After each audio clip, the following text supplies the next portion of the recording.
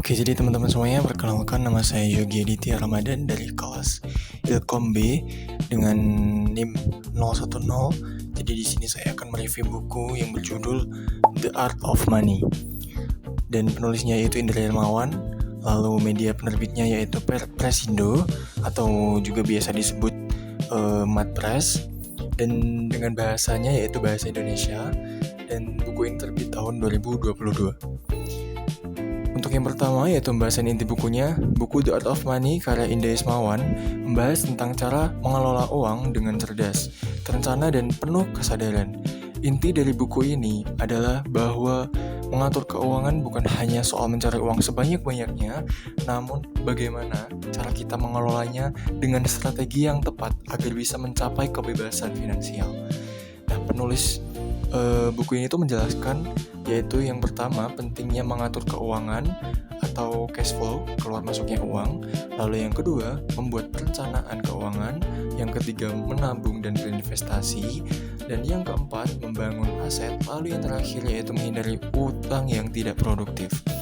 Nah, selain itu, buku ini juga ada keterkaitan dengan ilmu komunikasi, yaitu komunikasi intrapersonal, yaitu komunikasi dengan diri sendiri.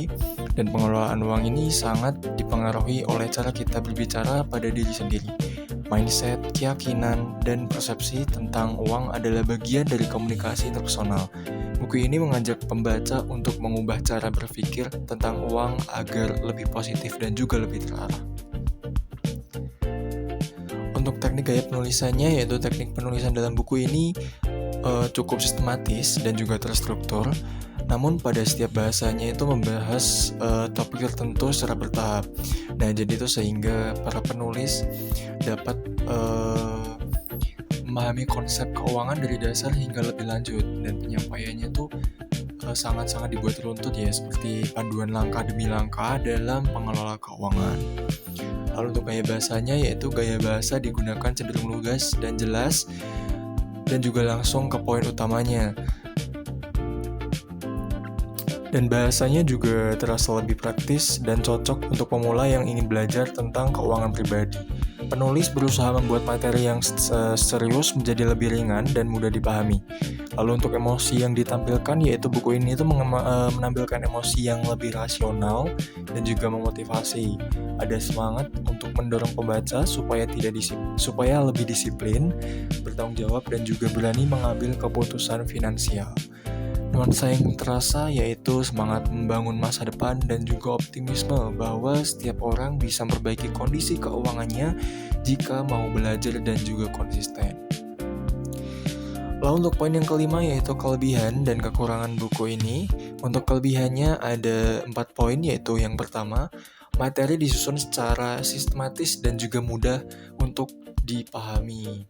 Dan yang kedua yaitu cocok untuk pemula dalam merencanakan keuangan. Lalu untuk yang ketiga memberikan gambaran dasar tentang pengelolaan uang dan juga berinvestasi. Lalu untuk poin yang terakhir yaitu poin keempat, bahasanya sangat mudah untuk dipahami.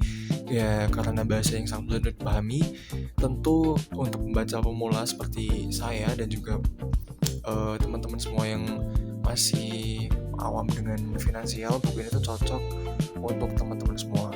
Lalu untuk kekurangannya yaitu beberapa pembahasan mungkin terasa umum bagi yang sudah paham keuangan, tidak terlalu mendalam pada strategi investasi yang kompleks.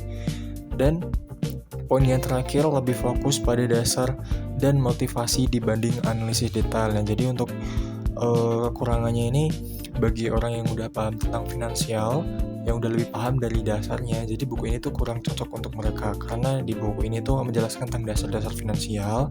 Jadi untuk detail-detailnya tentang finansial atau investasi atau keuangan, cara menabung dan lain sebagainya, di buku ini tuh